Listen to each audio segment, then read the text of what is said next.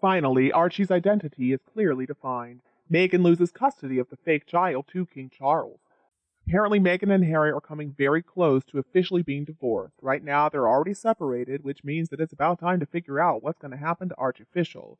Now, I do believe that there probably is a real Archie, and he's going to factor in big time when it comes to divorce negotiations. I always assumed that Archie was safe with his surrogate mother, but it seems like maybe he's actually hidden in Meghan's attic, and he only gets to come out when she needs to try to boost her image, which is never going to work. A source has said that Meghan reacted strongly when she discovered Harry's secret conversations with his father about some plan to bring Archie to the palace. Everybody is worried about Archie's welfare, and if Lilibet even exists, then she's not doing well either. So apparently Archie does go to preschool, and his teachers talk about the way that he suffered from intense anxiety. But considering that Meghan Markle is his mother, and she's a psychopathic narcissist, that poor boy is going to have some big problems. And that is where the king may come in. But Meghan is going to want as much money as possible when it comes to that divorce from Harry. So maybe she's going to want to try to hold on to Archie so that she'll get higher child support payments. But supposedly, Harry has asked his father to intervene. So that child, or children, if there is a Lilibet, they would be grandchildren of the monarch. And so that means there will be some pressure for that child to live close to the royal family. So why?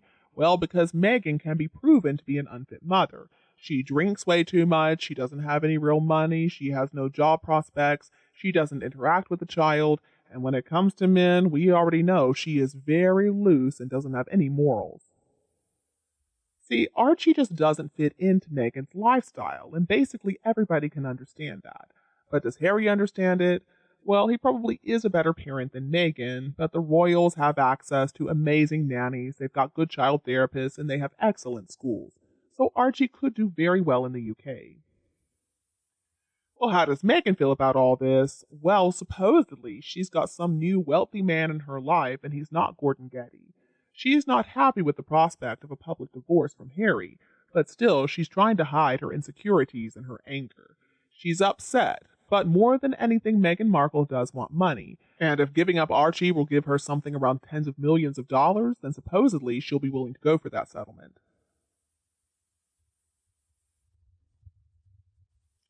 Reportedly, Meghan has also been busy writing a book about Harry and all his shortcomings, so she's going to live off whining about her plight as this thrown-away failed ex-royal for the rest of her days.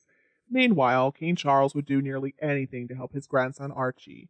For now at least, I believe Harry has been discussing things with UK attorneys, but there's probably some kind of communication with his father, although I think it's not much.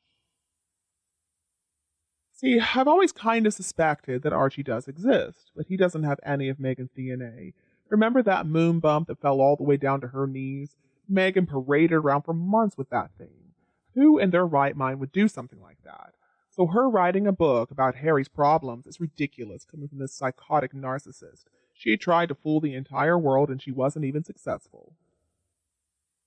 The big question, though, has always been, does the child live with them? And was a surrogate used? Can we verify that? I've always had no doubt whatsoever that they used a surrogate because Meghan's pregnancy and that moon bump simply didn't make sense. But the legal or verifiable evidence was never really there. So in a court of law, of course, a gut instinct doesn't really count for anything, even though it may be true and the whole world knows it. But people who do know what's up are beginning to come forward. If Meghan decides to publish a whole smear campaign book about Harry, it's just gonna reveal her nothing my fault malignant narcissistic personal disorder to the entire world. Meghan's a liar, and nobody who has any sense is gonna believe her. And at that point, I can only hope the NDA will be lifted, and then Tom Bower can really have his way with her. And of course, I believe strongly that Meghan, when she's paid off, needs to sign an NDA or a confidentiality agreement. The truth is, the big money didn't come in, and Meghan lives a very overly extravagant lifestyle, and she doesn't want to give that up. I'm sure she would not hesitate for a second to trade Archie in for a big payoff, but her silence about the royal family has to be connected to that. And if she breaks the NDA, well, she's got to give back the money, or at least a big part of it. There is the other, so far undisclosed aspect to this whole mess. Is Meghan the biological mother of Archie? Is Harry the father? Well, if not, that does give the king more leverage over him. But if the truth is revealed that Archofficial is not the biological son of Meghan and or Harry, then of course he's not going to be in the line of succession anymore. I also really believe that Harry should volunteer to step away because he's not a working royal any longer, and he made it abundantly clear that he doesn't like the life of a working royal. I think Archie would be a lot better off under the umbrella of the palace. And I don't really believe that Lilibet exists at all. I think that was another carefully calculated lie to draw focus away from the late Queen's Jubilee. It was the same weekend as the supposed Lilibet would turn a year old, and of course it didn't work. Unfortunately, it looks like Harry cannot or will not admit the truth and just let the truth finally come out. Maybe that's why Meghan decided to go down that path. She was always wanting to blackmail them. They could tell their truth to discredit her, but then what's going to happen? See, Meghan's not so important. And Harry does deserve some dirt. After all, he's the one who agreed to marry that demon. Of course, it would be inadmissible that the child wasn't born from Meghan's body, and so he doesn't belong in the line of succession with the knowledge of the royal family and parliament. Let's remember that William is right after. Of course, Charles himself experienced a lot of problems because of the trouble he had with Diana, and it took him a long time to get his reputation back, and even then it's not really perfect.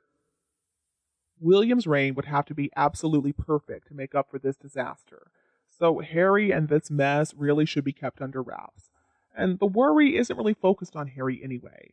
The royals are all very kind people and they adore kids, so their hearts go out to that poor little boy. He looks so sad and scared when he's anywhere near Meghan and Doria.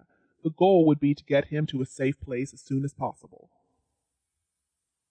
And finally, if the kids are real, they were doomed from the very beginning as far as developing into good people, confident people ready to take on whatever life throws at them. The stuff the parents revealed about the children said a lot about how well cared for they really were. Even with the Queen's sudden passing, any mother would have such a hard time leaving her kids for as long as both father and mother did during those events of last year. I remember at the time, I kept on saying to my husband, what about the kids? They just left them in the U.S.? They should not be left without their parents for such a long time. I mean, how traumatic if they actually were bonded with this set of parents. Because kids need the day-to-day routine. They need it. They need their significant others to help them figure out their emotions in the day-to-day experiences of life. Suddenly being away from them for this extended period of time would be traumatic.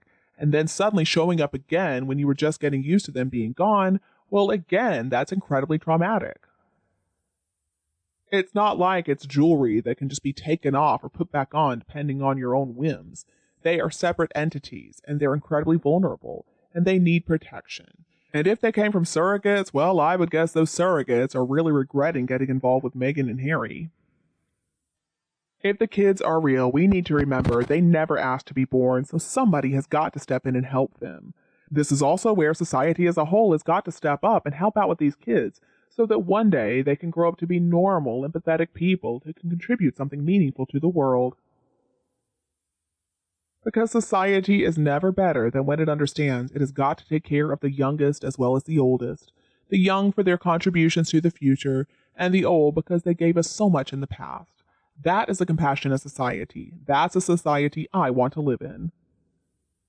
And you, what do you think about them? Please tell me your opinion below in the comments. If you preferred our video this evening, don't be afraid to like and share it with anyone else who needs it anytime you want. And don't be afraid to click the subscribe button to get more updates in the future. Thank you so much for tuning in, have a lovely weekend, and we'll be back to see you all tomorrow.